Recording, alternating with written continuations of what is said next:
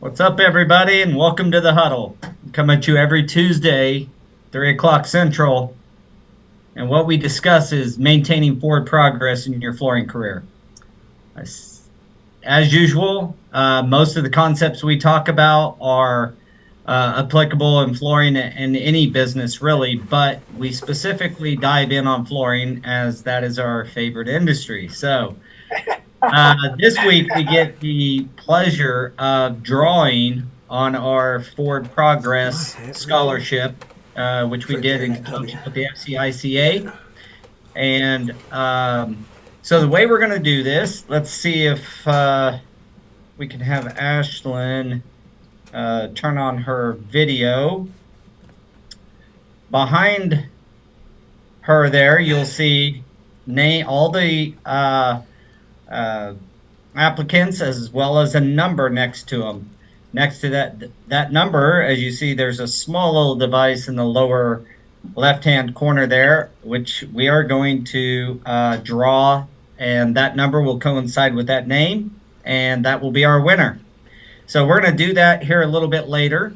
And today, what we are discussing is the first part to another series, which is just what you want to see in the industry this year. What real concrete change can we bring, and what would we see at the end of this year that would tell us we succeeded in that objective? So this week we're starting with the installers, what I call the foundation of our industry. So, gentlemen, well, first off, let me introduce Jose and Daniel. As usual, you guys are with us this week. And Jose, you are looking fabulous for having COVID, sir. So Day one, brother. glad you still made it here. So I thought I'd kick it off with, what can we measure at the end of this year from an installation standpoint that would tell us, yes, we accomplished that.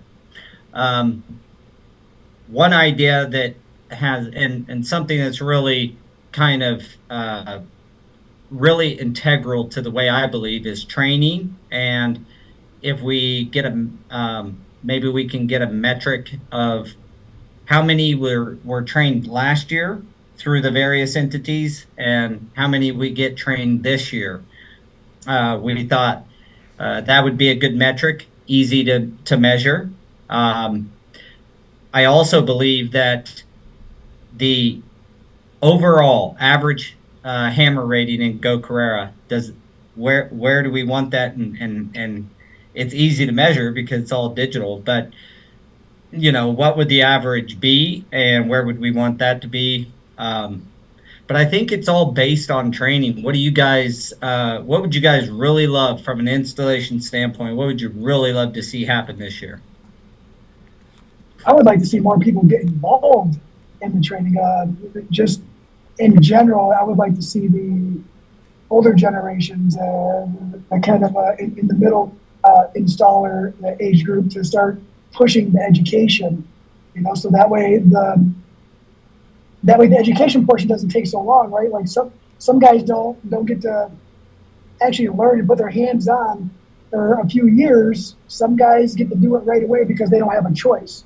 But what if we, as an industry, were able to advocate together and push the envelope as far as getting the awareness that education could further your career a lot faster in the industry? If you were just to, I know it sucks to say, but maybe sacrifice a little funds for some training, sacrifice a little time for some training to kind of view the big picture. That's what I'd like to see. I'd like to see people view it more for investment versus a pain in the butt to get away from work for a week or for a few That's days. what I was gonna say, because we talked about that before, about investing in yourself, and that's really all it is. You said sacrifice, but it's really more of an investment, right? Because you're using that money for a good cause. You're actually going out and learning. I mean, like I said, man, all it takes is that one thing.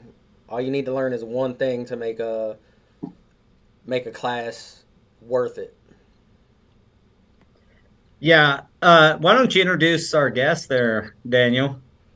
We got Kevin from Roberts, QEP or Roberts. It's both. It's both. So QEP is the umbrella. We have a handful of companies under that name, one of them being Roberts.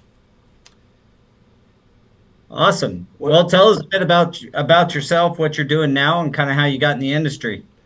well, I'm a sales manager for Roberts and QEP. We sell adhesives, tools, underlayments. I've been in the industry for over 25 years now, 23 years on my knees, and 4.5 on this side of the business with the manufacturing side.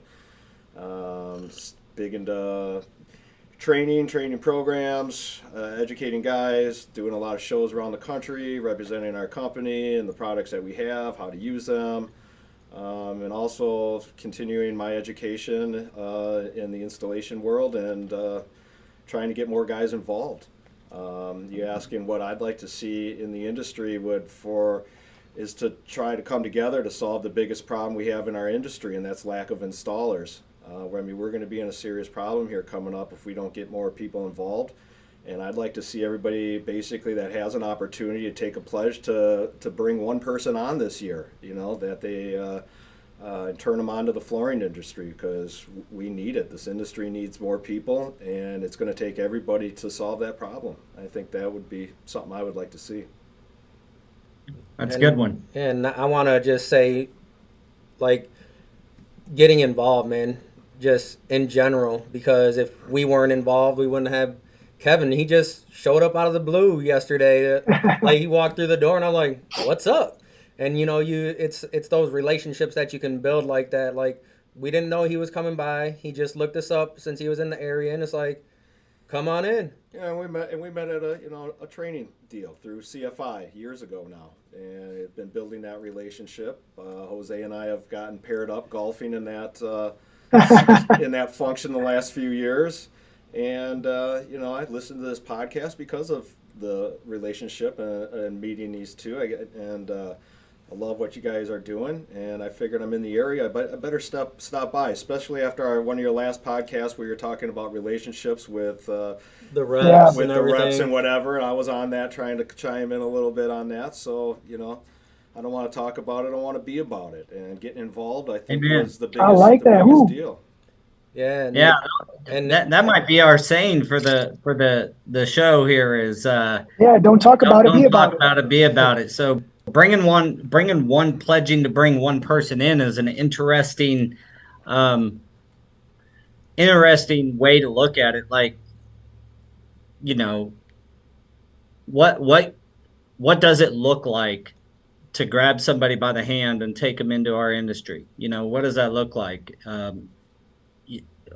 It's certainly finding people is always tough, right? That's what we hear a lot. But at the same time, if you take that personal approach with somebody and show them that you actually care about them, you might be able to actually pull that off. And with the installer base that we have, if each person brought in one individual, take them to a show, take them to a conference, take them to CFI, take them to FCICA, something. it doesn't even have to be anything big like that. Like, our local distributors have open houses. Take them to an open house. Give them that time, even if it's for an extended lunch on that day. Take them to do something. That's Free it. hot dogs. I know from the vendor perspective, we do a lot of stuff through our distributors that sell our products, and then we'll set up for all day, let the guys come in, take a look at the tools, talk about the adhesives that we sell, the benefits of using one product over another. But it's good to bring the guys in. It's a small little bit of education that we can do on a regular basis instead of having to travel to here or there. It's just a local distributor. There's always food, there's always good conversation, and there's people that's good camaraderie. It's people that are involved in the same stuff.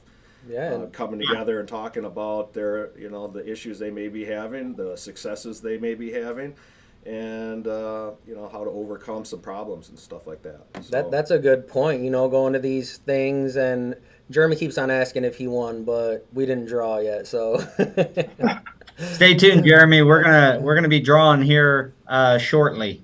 But Good going luck to to everybody. these local events and actually getting to know some of the other local installers, because there's quite a few around here that we don't even know. And once we do meet some of the people that we haven't met before, they always know our name, even though we don't necessarily know theirs. And it shouldn't be like that. We should actually be going out and approaching them, and just stop in. And anyone is welcome to stop in. And that's how we've gotten to know a few of the installers. They'll just like Kevin did, just pop their head through the door, and it's like, come on in, man, let's start talking. Well, it's it's funny. Creative recruiting. Yeah, years ago, Daniel started a page for West Michigan flooring installers, right? And we wanted to get everyone together on the same page, and like just have like a little powwow with everyone. And it's just everyone's so busy and so stuck in the moment that it's hard to coordinate that with that many people. But I know that if we were able to do that, that would be a really sweet thing to have, just like an installer type meeting with some of the local guys in our area. Maybe you guys already do it in your area, but just to be able to have everyone meet and help solve one another's problems or issues or save potential issues from happening, right? And I think that would happen. And that's what people don't get is we're not in it to compete with anybody. There's no competition out there. We're in it to win it together as a team. And I want everyone to succeed. I want everyone to have success. Yeah, and that's the whole thing. If you look at it from that perspective, we're not, like you said, we're not competing. We're actually there to try and help anyone that needs it. And if that's what this entire thing is about, that's why we started this podcast. If we've already been through something that you're going through right now, reach out. Are we perfect? No one is. But if we have overcome something that you're going through right now, we want to be that medium for you, so that way you don't have to struggle through something. Well, and I think it's important when you start talking about kind of congregating and trying to assemble people is not like someone doesn't have to lose for others to win. So I love the approach that, like you said, Jose, and like you just iterated, Daniel, that we can all win. There's more than enough for everybody. It doesn't have to be. Our industry is sincerely plagued with the what is that? Like, I forget the term, but it's basically fear of sharing. Like if someone else's success equals your failure, and that's not really the key with installers. One of the biggest problems we have at Go Carerra is companies not wanting to onboard their installers because they don't want other companies to have access to their installers, as if they own them, and as if that someone else succeeding equals them not succeeding. And we can all succeed. We can all benefit from installation and labor efficiencies, which we've talked about before on the podcast. And just to reiterate that point, it's a quick math, and I've talked to multiple people over this, but it's more of a thought experiment. And it's like if one crew loses 8 hours a week, that's on a 2-person crew, that's 16 hours a week lost. And it's reasonable to assume that happens on a week by week across the industry basis, that a crew will miss out on 8 hours worth of work from the job site not being ready, the conditions not quite being there, or materials not showing up on time, or the GC just isn't ready, or the homeowner's just not ready that day and it gets pushed a couple of days. It's reasonable to assume that we lose 8 hours for a crew. That's 16 hours a week that's lost per crew. Now, if you just said, look, let's take that over 10,000 crews. Well, that's 160,000 hours a week lost, which equals 4,000 lost work weeks every week. So we have a labor shortage, no doubt. We also have a labor efficiency issue where when a sitting, if they can go get work from another company to fill their void in that schedule for 2 days, that's good for everybody. You don't lose the labor hours. The sub stays busy and keeps money flowing. And some other company got a job done that they desperately needed to get done. It's really win-win-win. There's no downfall to it. It's just this scarcity. That's what I was trying to think of. It's a scarcity mindset. Like, oh, I got to keep all my stuff here. Well, let's open our knowledge, share our knowledge. Let's share our our collective experiences and try to help people not make the same mistake. So this year, I would love to see, another good measure is how many flooring failures happen. That's measurable. Mm, Some of the stuff that yeah. we may or may not have, and I don't know, does Roberts keep tabs on dollar figures of flooring failures from installation or manufacturer defect installation issues? We don't have any failures, so no. Yeah, Yeah, of course we do. We keep track of everything. And not just failures, but specific to what products. That allows us to make corrections if need be, or to figure out why that problem is happening. So yeah, we keep a pretty significant log, a very detailed log of any kind of complaints that come in, anything that gets to inspection point, anything that goes any farther. Fortunately, we've been pretty lucky this year. We've not just this year, but we have very few failures across the country. So we're pretty lucky on that. And things happen. That's going to happen. I mean, it is what it is. A lot of the failures that I see are usually environmental, right? Environmental. I was going to ask you that question from your standpoint, and being a past installer, I would assume that you kind of take it. We all know there are some manufacturers that really are aggressive against the installer. Uh, I'm not going to Well, name names, but during the claim process, it always tends to be the installer's fault for some reason or other. But you being in your position and your background, what would you say is the number one issue when it comes to flooring failures? That just from your experience, it doesn't. from my experience, I think it's a little bit of a blend between installer failure and environmental failure. And a lot of the installer failures that I see are directly related to environmental failures, that if they were a little bit more knowledgeable, maybe had a little bit more training, they would have taken the steps to avoid the environmental failure.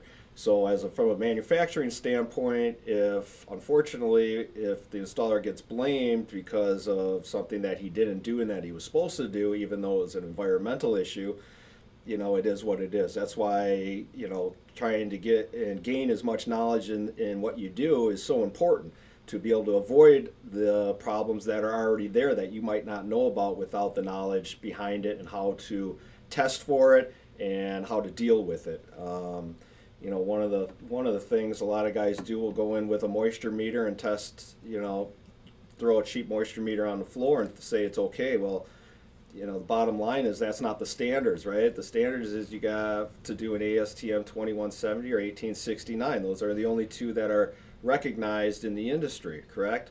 So Yeah, and for those of you who don't know, 1869 is the calcium chloride, and 2170 is the in situ The pros. relative humidity test of the concrete. Hey, so which one is the one where you duct tape a piece of plastic to the floor? that's a The map. map. That's a map test. That's the map Yeah. test. Yeah, that's the. I don't know. Anyway, but I mean, it's just a fact of knowledge, right? The more knowledge you have, the less likely you are to have a failure. And I mean, and that's with anything in life, but especially with flooring. And the fact is, there's so much going on every job is so different. There's so many things you have to be aware of. The more knowledge that you have to be able to avoid the problems on your job site is crucial. So, I push everybody for education. I mean, myself, I'm still going through education. I've got one in February that I'm going to. Constantly, things are changing in this industry. You got to constantly be on top of it.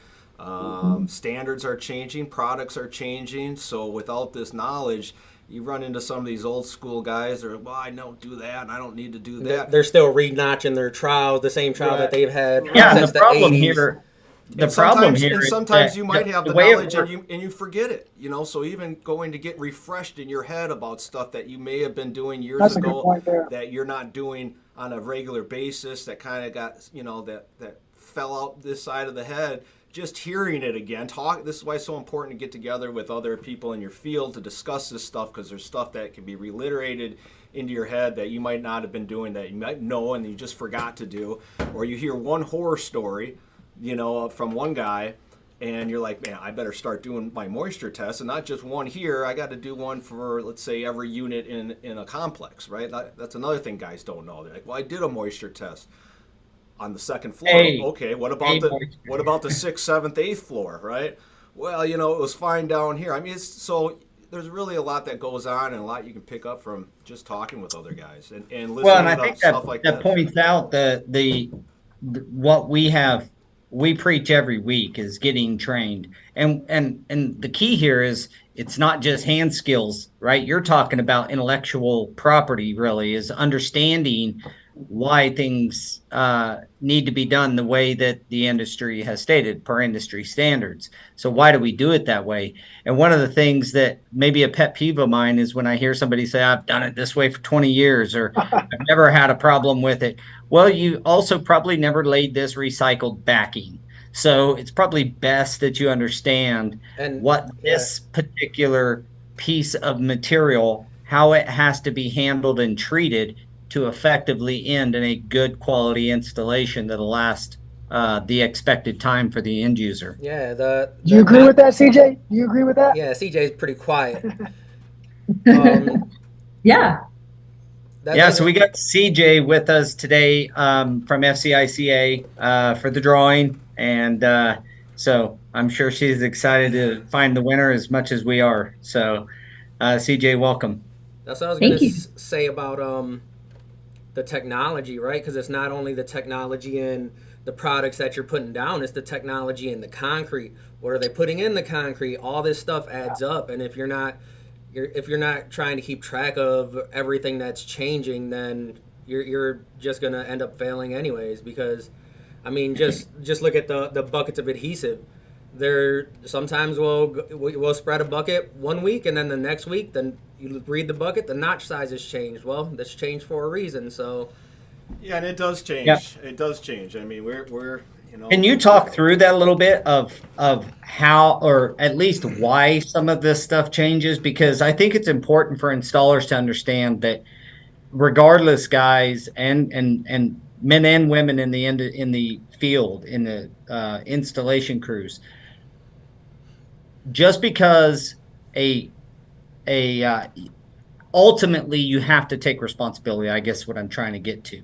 Like you Yeah. have to understand what you're putting down and understand the proper notch, the when to roll it, how long to flash, all of these things that go into it. But I thought if you could share kind of what happens when you do change, say, a trial size or whatever. What happens there? Are you testing in the So we do a lot of inside testing ourselves in our labs, but we also send a lot of stuff out for extensive outside testing by organizations as well.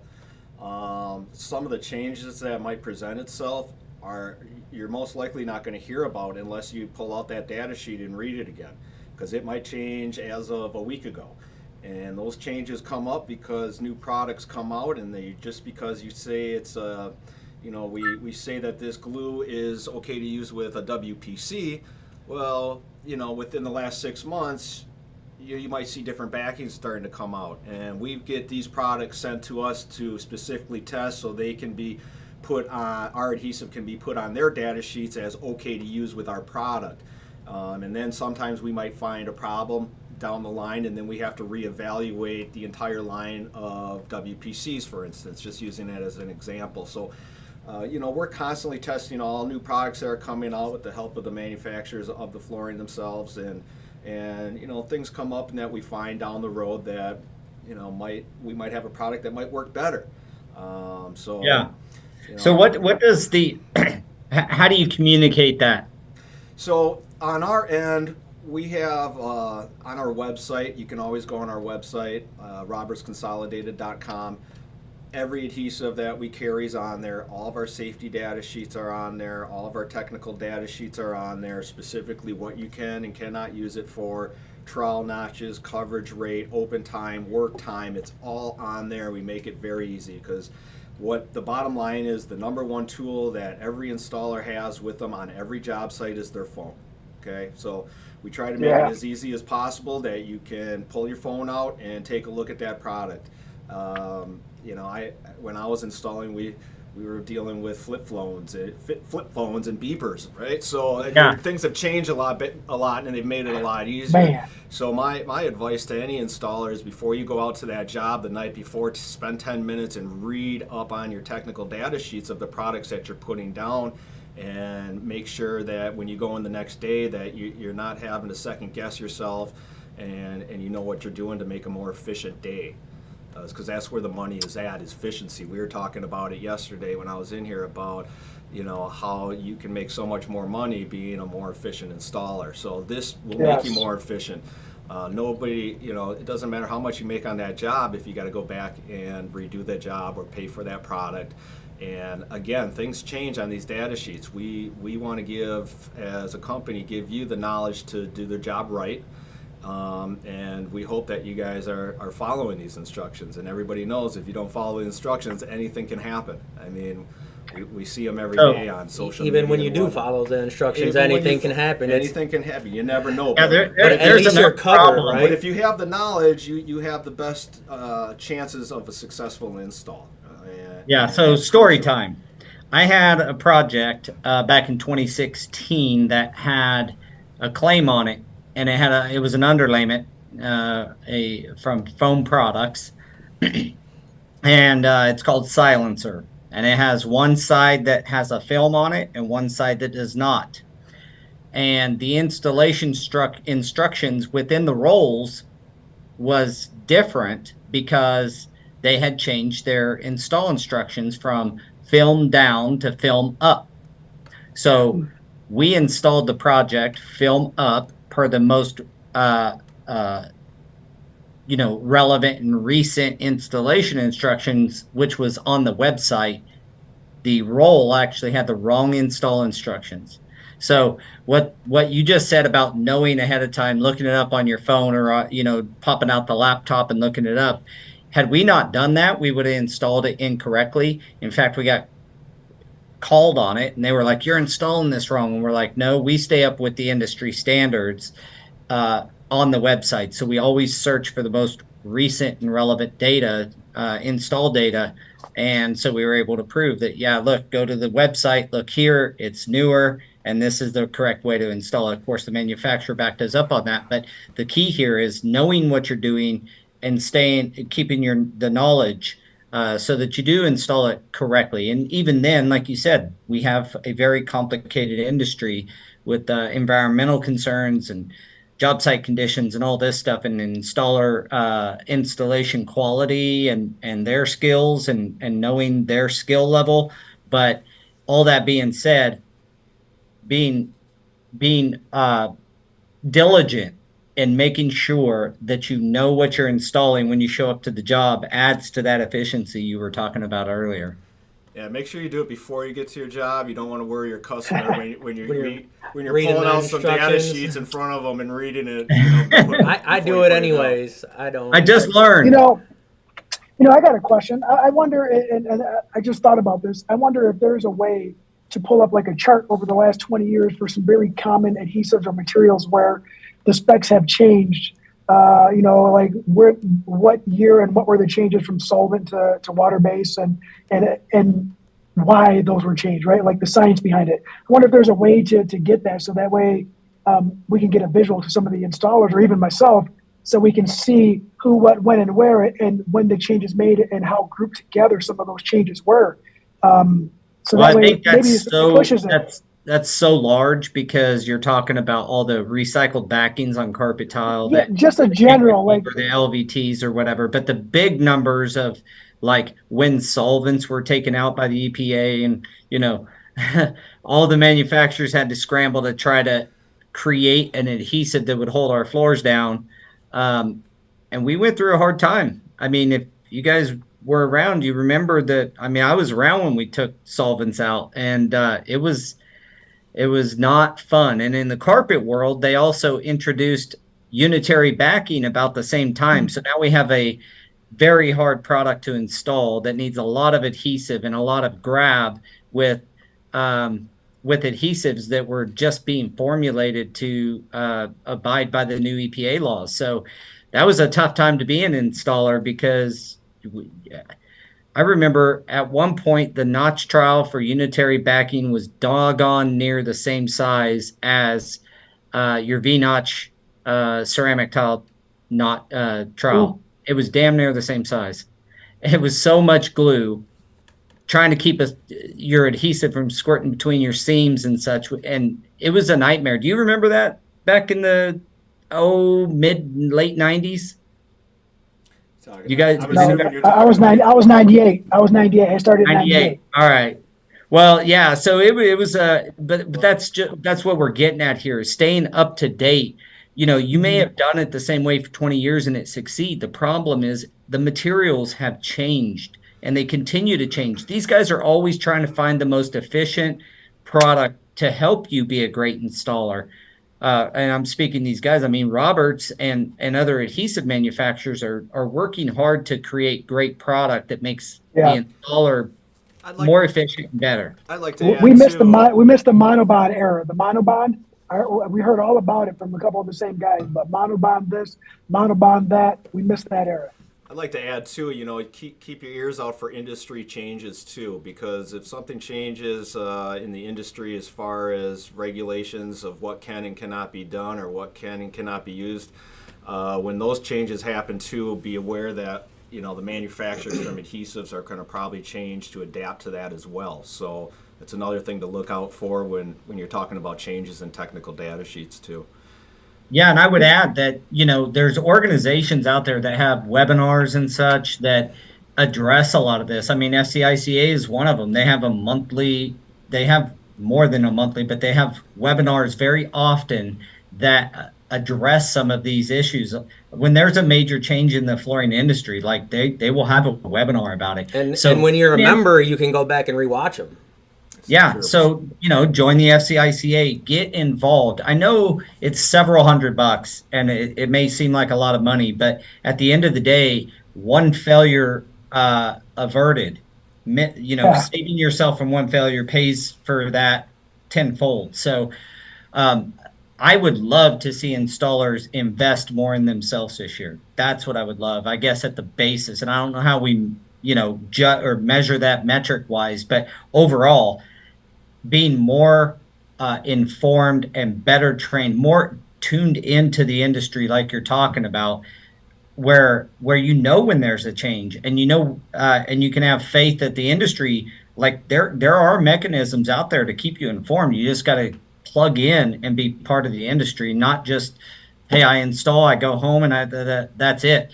That's treating it almost like a hobby. Treat your career like a doggone career and stay informed and stay plugged in and stay trained. I mean, look at everybody on here. Everybody we've talked for doggone how many what episode we on? 30, 31. 31. 30 something weeks we've talked about being trained. Like almost every episode we talk about making sure that you're participating in the industry training, and a lot of this can keep you from making those mistakes. So yeah. I think talking about the FCICA is a good spot to actually do this drawing. What do you think? Yeah, I think we are at that time. So what we're going to do now, first off, I want to thank everybody for joining us today and remind everybody that what we're drawing for today is the FCICA STEM program. It's the Forward Progress Scholarship sponsored by Go Carerra, and we are going to draw the winner today. So I'm gonna mute myself here and turn it over to Ashlyn to do the drawing. So.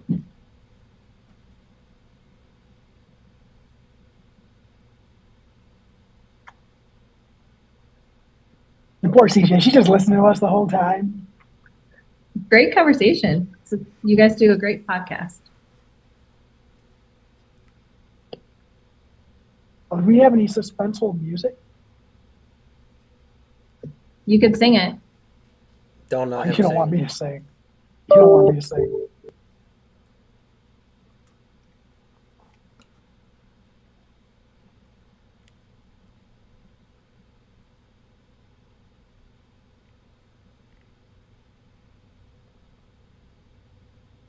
Everybody's muted. I'm not muted.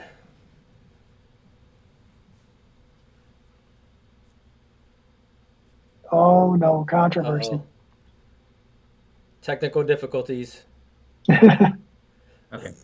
Sorry, I've been over here talking to myself. I apologize. I don't know if you guys heard that. So Carissa Parr's our winner, and we'll be shooting you an email, Carissa, with the instructions on how to take advantage. Congratulations. This has been going on for a couple of months. We've been going through it. Yeah. So I want to thank everybody for submitting and getting involved, and hopefully we can do this a few more times over the next year. And I want to thank the FCICA for joining us today. Thank you, CJ. Yeah, Thank got you, anything to CJ. say, CJ? No, just thank you very much, Go Carerra, for doing this scholarship. We appreciate it. The industry appreciates it so that we can get more certified installation managers out there.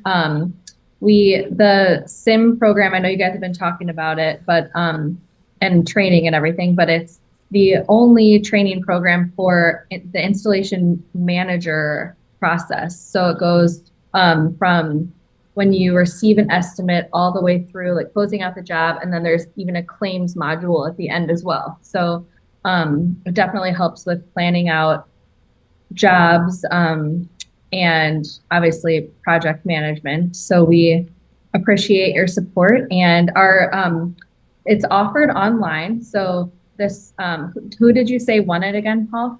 Carissa Parr. Great. So Carissa can do it. She can become a SIM online, or she can become a SIM at one of our in-person 3 days to SIM programs. And we are just about to release, we have an upcoming program February 21st through the 23rd in Charlotte, North Carolina. And then we'll have a few more throughout the year as well. So in person is great because it adds that networking component. Jose did it in person when he became a SIM. But it's always available online too, because sometimes that just works better for people being able to do it, at your own schedule and your own pace. Sure. Can I ask you a question, CJ? Yeah. Obviously, it's called SIM, which is Certified Installation Manager, but would you say there's a lot of value to installers who've been around, maybe running several crews or several people? There's some value, a lot of value there for the installer as well. Is that? Yeah, absolutely. So especially if you have multiple crews and you're working on multiple projects, anytime you're managing multiple projects, I definitely think that this is beneficial for you, for an installer. And it's also a really great next step in your career path. So for any installer, if you want to, follow a career path and stay in the flooring industry, becoming an installation manager is definitely the great next step for that. So Yeah, good point. yeah. And then That definitely brings awareness. Yeah, for sure. Yeah, we've talked over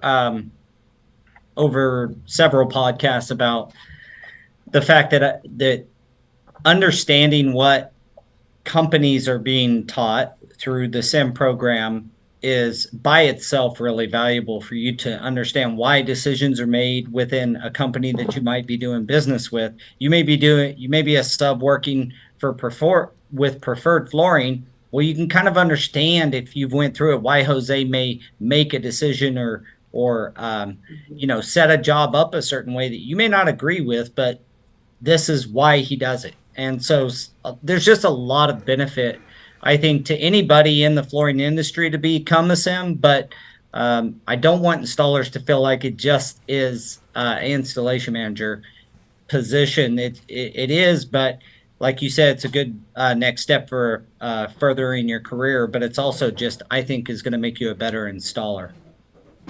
Absolutely. Cross training is everything, right? In there you go. The industry, but especially in flooring. So awesome. And that's kind of what I was gonna get into as well, because it's like, what can the installers do? The installers can try and actually, talk to the salespeople or their project managers to kind of see what they go through on a daily basis, so it's not so far separated, because you look at these groups and it's always like salesmen are only thinking about one thing and installers are only thinking about one thing, and it's like, how do we bridge that gap so everyone can actually agree on something other than we need more installers? Yeah, It brings perspective and definitely helps open up that line of communication, right? Like from an installer perspective, if you're an installer, you take the SIM program, it gives you insight as to what the salesperson or the sales team has to go through and what they're looking at to come up with a final number or come up with a schedule for the installer. And for the management or the sales team, it gives them perspective from the installation side as to what type of problems the installers are facing on projects, on job sites. So it helps them understand what to look for to help mitigate that before the project starts. It's about being proactive, not reactive, right? Being reactive, sometimes it's already too late, but if you can be proactive and eliminate some scenarios before the project starts, before it gets out of hand, or make corrections to some pricing on the next couple of projects and let that pricing evolve to where it needs to be so it's profitable for the company, whether their installers are hourly or for both the subcontractor and the sales team involved. There's a lot more to it than just getting a little more knowledge. It does bridge that gap, and that's what's awesome about the SIM program. well, there we go. Bridge the gap with SIM. All right, guys. Well, hey, everyone, I appreciate you joining us today. Again, I want to congratulate Carissa on her SIM Congratulations. there. So that's really awesome. And we will be back here next Tuesday as well. So we're going to continue the series about what we may want to see. What's next week? So it's manufacturers and distributors. So we haven't made. I can't. We're going to be talking about some of the things that we want to see from them, and just to prelude that a little bit, I think it's really getting. You have been involved with plenty of installers, but from a big picture, manufacturers understanding how important it is. Like they'll say it's important to train, but what are we doing as an industry to make sure, from a manufacturer side, to make sure that the installer touching your goods and putting it down is trained? How do we know? And how can we make sure we know? And then what mechanisms can we use to help keep track of that? And there's a lot of, I think there's a lot boiled into the manufacturer side and what they can do to help the installation community. And thus, I believe it's the foundation of the flooring industry is the installer. So if we build that foundation strong this next year, we can look at some prosperity. And, we just all got to band together, guys, get on the podcast, go to shows, get involved, and email any one of us if you want to know how to do that. So I wore my Ties competition shirt today because Kevin's going to be competing this year in the carpet. What's that? Kevin's going to be competing in the carpet category this year, so I had to wear my competition shirt. Tune in. Let's see what happens, right? Going to be some good competition. They have carpet tile there this year? Well, awesome, Kevin. Well, good luck, and we'll see you at Tice. I appreciate it. Thanks for having me on, guys. And all right, thanks, everyone. Have a good one. Thanks, DJ. All right, bye, guys. Bye. Record.